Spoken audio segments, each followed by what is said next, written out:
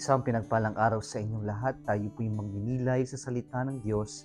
Ang pinagmumulan ng awa at tawa ng ating buhay ang salitawa. Happy Easter everyone! Mga kapatid, ngayong pong araw na ito, pinagdiriwang natin ang dakilang kapistahan ng muling pagkabuhay ng ating Panginoon.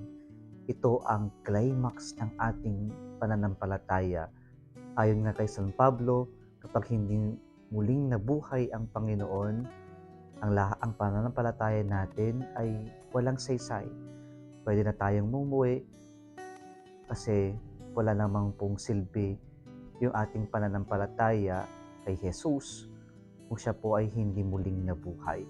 Kaya ganito po, napakahalaga ng pagdiriwang natin ngayon.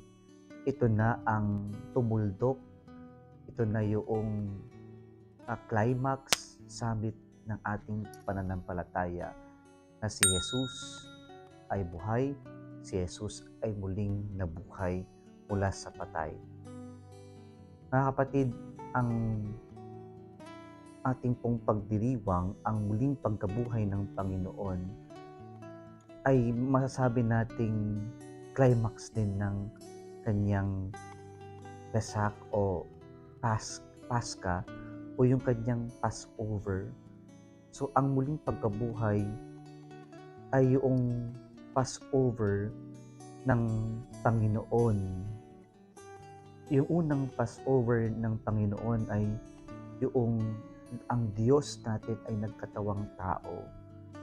Yung pangalawang Passover ay yung si Jesus ay kanyang inalay ang kanyang sarili bilang bagong tupa na iaalay sa krus upang sa kanon mapabago ang ating covenant sa Diyos.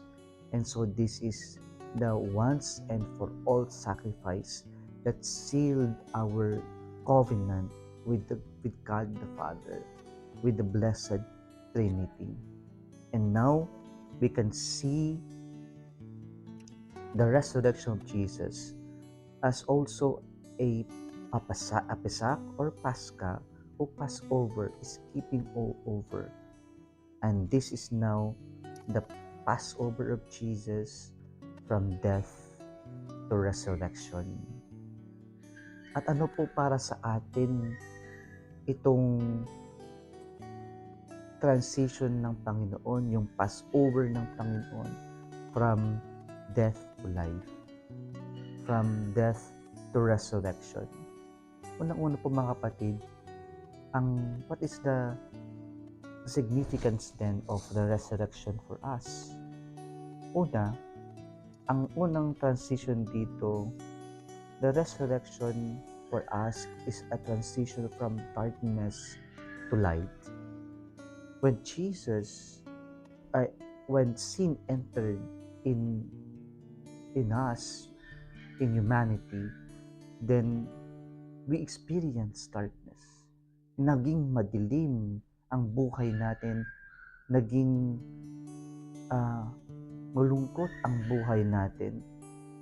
Subalit sa awa at pagmamahal ng Diyos, hindi niya tayo pinabayaan na manatili sa ating pagkakaalipin mula sa kasalanan, sa kadiliman, bagkus ibinigay niya in the fullness of time ang kanyang bugtong na anak para sa ating kaligtasan.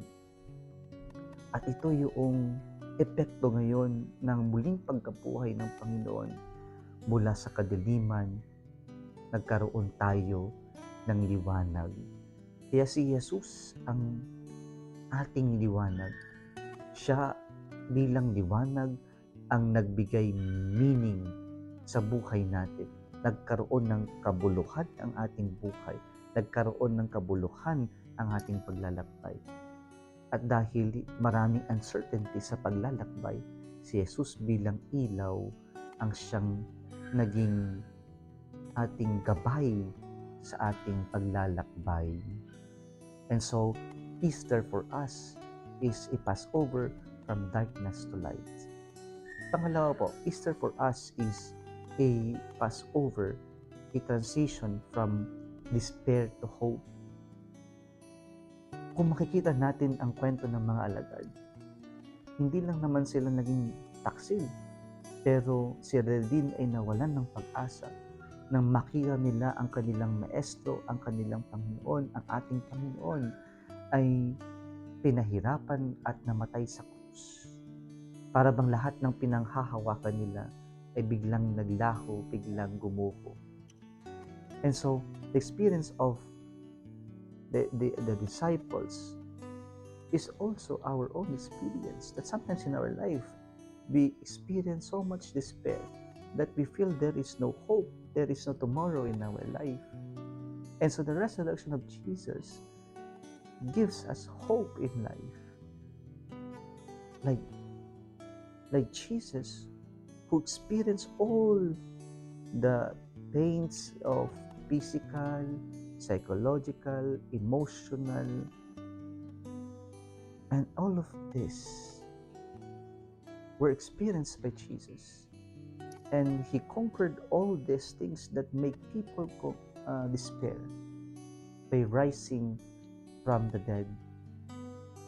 Kaya ang muling pagkabuhay ng Panginoon ay pag-asa para sa atin na hindi tayo mapanghihinaan ng loob sa lahat ng ating mga hirap sa buhay, sapagkat may muling pagbangon na lahat tayo ngayon ay nabibigyan ng pag-asa na kaya nating bumangon at magpatuloy sa kabila ng hirap ng buhay natin. And so there should also be transition from us, from despair, from unbelief, into believing and hope. Na hindi tayo magpapanghihinaan at susuko sa buhay, ngunit nabigyan tayo ng lakas na bumangon at magpatuloy sa kabila ng ating mga hirap, pasakit na pinagdaraanan o mararanasan. Pangatlo po, ang muling pagkabuhay ng Panginoon is also a Passover from destruction, from being destroyed, to being full again, being healed again. At ito yung karanasan na sa buhay natin, our brokenness, our own distractions in life. Na tingnan natin, yung mga alagad, they experience brokenness. Yung mga alagad ng Panginoon, parang bang natalo sila, parang bang na-conquered sila. But Jesus, by dying on the cross, and then after 3 days, rose again from the dead, is actually a victory over death, over destruction, over brokenness. Kaya isang magandang paalala mga kapatid na from our brokenness, we can be healed, we can be better, we can change for better. And this is what God wants us to be changed. That there is also that Passover, that transition from our old self to the new self. Because in the resurrection of Jesus Christ, when we embrace this, then we cannot be our old self. The resurrection of Jesus Christ has changed us, has made us better persons. And so resurrection is not only something that we have to believe in and proclaim, but resurrection is something that we have to do. It is about doing what we believe and what we proclaim. And so ito yung nais ng Diyos sa atin, na transition din from being destroyed, from destruction, from brokenness, to being healed, to being made whole again, to become changed and better persons. This is what resurrection is for us.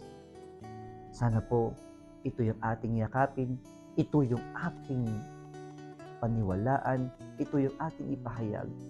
Si Jesus muling nabuhay, kaya tayo nagkaroon ng liwanag, kaya tayo nagkaroon ng pag-asa, kaya tayo muling tayo na bago, tayo'y napagaling, tayo'y naging buo muli. Kung nagustuhan mo ang video na ito, huwag kalimutang mag-like, share at mag-subscribe sa Salitaw Facebook page and YouTube channel. Muli isang pinagpalang araw sa inyong lahat.